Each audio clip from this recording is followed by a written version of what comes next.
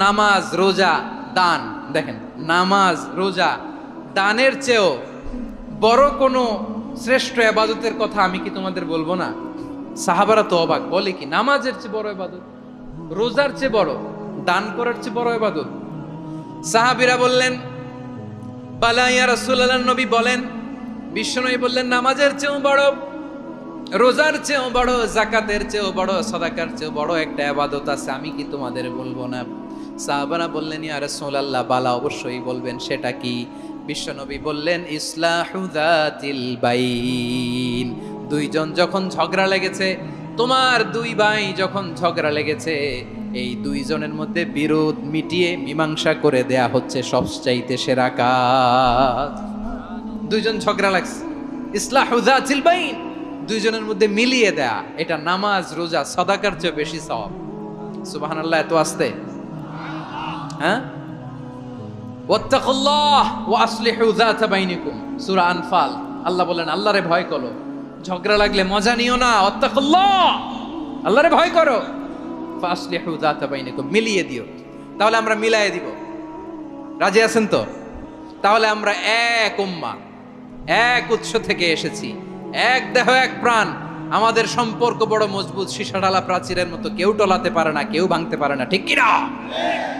আবার আমাদের সম্পর্ক হলো ভাই ভাই। আমরা ঐক্যবদ্ধ থাকার জন্য দুনিয়ায় এসেছি। কেমন করে ঐক্যবদ্ধ থাকতে হয় দুনিয়াবাসীর শেখানোর জন্য এসেছি। আল্লাহ বলেন, ও নবী, শুধু মুসলমানের মধ্যেই ঐক্য করলে হবে না, প্রয়োজনে ইহুদি নাসারাদের সাথে ঐক্য গড়ে তোলো। কথা শুনতেছেন? প্রয়োজনে আহলে কিতাবদের সাথে ঐক্যবদ্ধ হওয়ার আদেশ দিয়েছে কে? সবাই বলতে হবে, আওয়াজ করে বলেন। আহলে কিতাব, ইহুদি নাসারাদের সাথেও প্রয়োজনে ঐক্যবদ্ধ হওয়ার ঘোষণা দিয়েছে কে? বিশ্বনবী মক্কা থেকে মদিনায় হিজরত করতে গেছেন, ওখানে ইহুদিদের সাথেও কোয়ালিশন করেছেন। সুবহানাল্লাহ পড়বেন না? বনু কাইনুকা, বনু নাদির, বনু কুরাইজা, এই তিনটা দলের সাথে বিশ্বনবী কোয়ালিশন করেছেন একসাথে। কিন্তু তাদের বিশ্বাসঘাতকতার কারণেই তারা বহিষ্কৃত হয়েছে মদিনা থেকে। বিশ্বনবীর এখানে কোনো দোষ নাই, বিশ্বনবী ঐক্যবদ্ধ হতে চেয়েছেন। আল্লাহ তাআলা নবীরে বললেন, নবী তুমি তাদেরকে বলো, ও আহলে কিতাবের ভাইয়েরা, ইহুদি নাসারারা, এসো এসো এসো, আমরা এমন একটা বিশ্বাসের প্রশ্নে একত্রিত হই, যে বিশ্বাস তোমাদের নবীরাও প্রচার করেছে, যে বিশ্বাস আমিও প্রচার করি, যে বিশ্বাসের কথা তোমাদের পবিত্র ধর্মগ্রন্থগুলোতে রয়েছে, আবার যে বিশ্বাসের কথা আমার কোরআনের মধ্যেও রয়েছে। আসলে ওই কথায় আমরা একত্রিত হই। সুবহানাল্লাহ। তাহলে ভিন্ন ধর্মী তাদের সাথে যখন আমরা ঐক্য করব, কিসের উপর ঐক্য?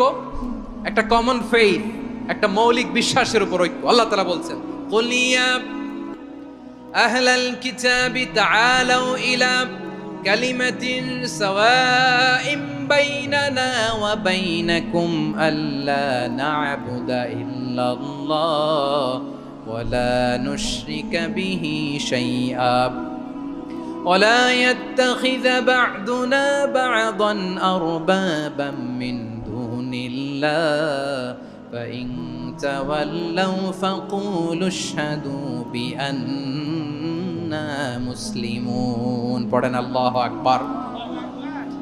রব্বুল আলামিন বিশ্বনবীর ডেকে বললেন, নবী তোমার প্রতিবেশী ইহুদিদেরকে ডেকে বলো, তাআলাউ ইলা কালিমাতিন সাওয়াইম বাইনানা ওয়া বাইনাকুম, ও ইহুদিরা, আসো এক টেবিলে বসি, আসো এমন একটা কথার উপরে আমরা সবাই একমত হয়ে যাই, যেই কথা তোমরাও মানো আমরাও মানি। সেটা হচ্ছে, আল্লাহ ছাড়া আমরা কারো ইবাদত করব না, আমরা সবাই মিলে ইবাদত করি একজনের, তিনি কে? আল্লাহ ছাড়া কারো ইবাদত চলবে না, আল্লাহর সাথে আমরা শরীক করব না, আল্লাহ ছাড়া নিজেরা নিজেদেরকে রব হিসেবে মানব না। এই তিনটা বিষয়ে যদি একমত হও, চলো আমরা একসাথে বসি, আমরা ঐক্যবদ্ধ হই। পড়েন সুবহানাল্লাহ। তাহলে দেখেন, ঐক্য কি শুধু মুসলমানদের মধ্যে না, প্রয়োজনে অন্য ধর্মের সাথেও ঐক্যবদ্ধ হতে হয়।